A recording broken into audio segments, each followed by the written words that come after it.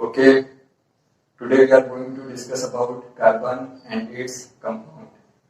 Carbon और उसके यौगिकों का अध्ययन हम आज शुरू करने वाले हैं। लेकिन जैसा कि मैंने कई बार बताया है कि किसी भी टॉपिक को पढ़ने के लिए आपके पास बेसिक का होना बहुत जरूरी है। जो व्हाइट बोर्ड पर लिखा है कि आपको दिखाई दे रहा है? ओके, नाउ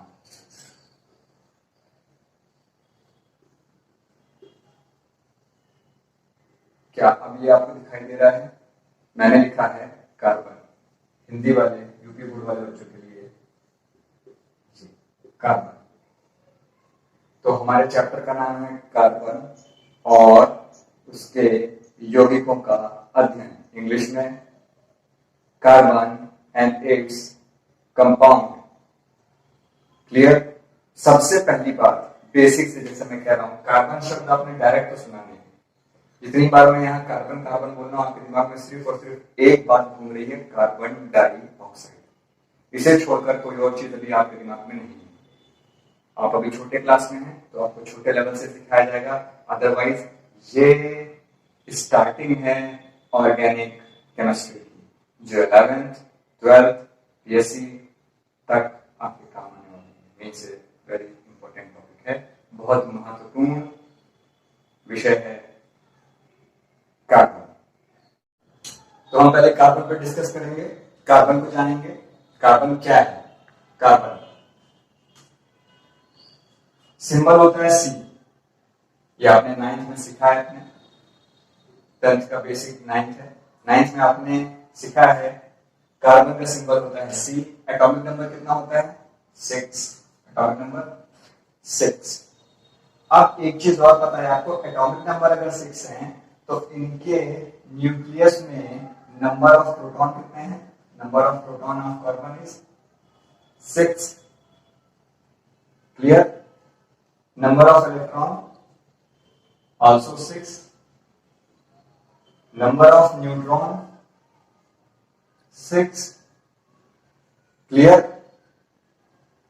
Atomic mass कितना है? Number of neutron plus number of proton means 6 plus 6 is equal to 12. Carbon का एटॉमिक मास 12, कार्बन का atomic number 6, number of proton 6, number of electron 6। किसमें? कार्बन में। हिंदी में चलिए समझते हैं इसको। जो हमारा कार्बन क्या है? कार्बन क्या है? अकेला कार्बन हमारा क्या है? तत्व है। इंग्लिश में इसी को एलिमेंट बोलते हैं, 9th में आपने पढ़ा है। उसका परमाणु क्रमांक क्या है? परमाणु क्रमांक, ठीक है? एटॉमिक नंबर, परमाणु क्रमांक कितना है? 6। इस वजह से प्रोटॉनों की संख्या कितनी है? 6। प्रोटॉन कितने हैं कार्बन में? 6। इलेक्ट्रॉन कितने हैं? 6। न्यूट्रॉन कितने हैं? वो भी हैं 6। द्रव्यमान संख्या कितनी है? द्रव्यमान संख्या है 12। क्यों? क्योंकि वो न्यूट्रॉनों की संख्या प्लस प्रोटॉनों की संख्या के बराबर होती है। ये बेसिक है। क्लियर? इसके अतिरिक्त आपको कुछ और भी चाहिए। ये कार्बन की बात है।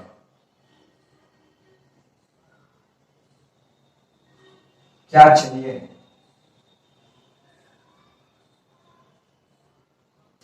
सबसे जरूरी चीज है जो हमें चाहिए, आज चैप्टर का नाम है carbon and its compound. Compound क्या होते हैं? कंपाउंड क्या होते हैं? हिंदी में इनको लिखते हैं यौगिक। क्या बोलते हैं? यौगिक। अभी आपको तत्व के बारे में बताया गया। तत्व क्या है? जो पीरियोडिक टेबल हमारी होती है, ऐसे आपने लिखी होगी अपनी बुक में, अभी समझे नहीं क्योंकि अभी आप छोटे क्लास में, ठीक है। तो ऐसे आपने जो देखा है, इसमें जो सिंबल लिखे होते हैं उन पर कुछ नंबर लिखे रहते हैं। तो जब आप कार्बन को देखेंगे, जैसे हम बोलते हैं परमाणु क्रमांक 6 है, तो कार्बन किस बॉक्स में होगा? 6 नंबर में होगा। 1 2 3 4 5 6 कार्बन। क्लियर? ये जनरली है, ये इट इज नॉट 100% ओरिजिनल, ये एक आभासी चित्र बनाया गया है, इमेजिनरी फिगर है आपको समझाने के लिए सिर्फ। हाँ, तो सिंबल्स में कुछ ना कुछ आप देखते हो कि यहाँ पर कोई सिंबल है, यहाँ पर कोई डिजिट है नंबर में, और ऊपर भी कोई डिजिट है नंबर में। तो जब आप आज दोबारा से अपनी बुक में इस पीरियोडिक टेबल को देखेंगे तो आप देखेंगे कार्बन के यहाँ पर 6, यहाँ पर 12। जो 12 है ये मास, ये एटॉमिक नंबर, परमाणु क्रमांक है, और ये कार्बन की द्रव्यमान संख्या है।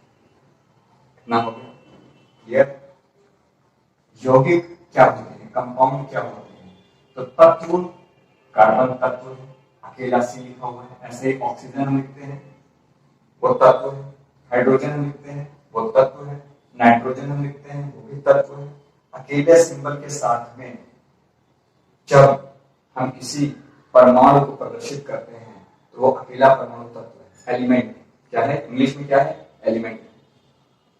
लेकिन जब ये एलिमेंट्स आपस में मिल जाते हैं और एक नया मॉलिक्यूल बना देते हैं, मतलब एक नया पदार्थ बना देते हैं, एक नया सब्सटेंस बना देते हैं, तो वो कहलाता है यौगिक, यानी कि कंपाउंड।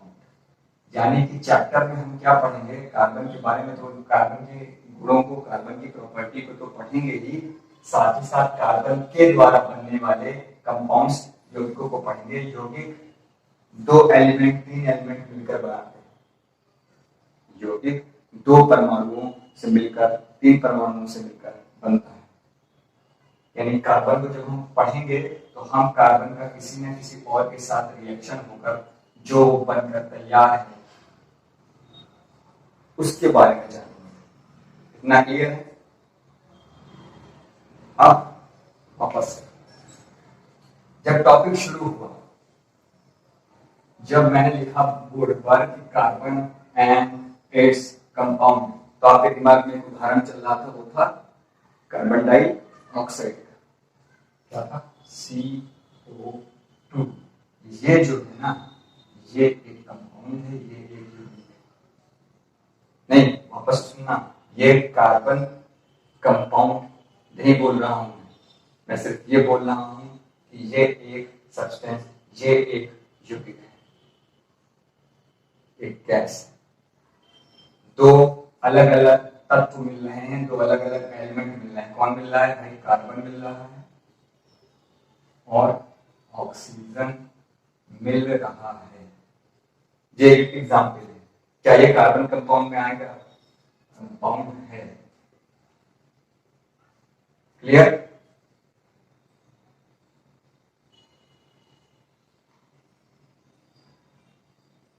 क्या? तो कंपाउंड क्लियर हो गया? थोड़ा सा रिवीजन करते हैं, थोड़ा सा रिवीजन करते हैं। कार्बन वो जिसका एटॉमिक नंबर है 6, इलेक्ट्रॉन है 6, प्रोटॉन है 6, न्यूट्रॉन है 6। इस वजह से इसका एटॉमिक नंबर यानी द्रव्यमान संख्या 6 + 6 यानी number of neutron plus number of proton = 12। इसलिए कार्बन को C612 लिखते हैं। ये आ गया C612, ठीक है। नेक्स्ट फिर हमने क्या जाना? हमने जाना हाइड्रोकार्बन अलग चीज है, CO2 हाइड्रोकार्बन नहीं है, CO2 कार्बन कंपाउंड है। अब एक बात और, हमारे आसपास की जितनी भी चीजें हैं, चाहे वो जीवित हो,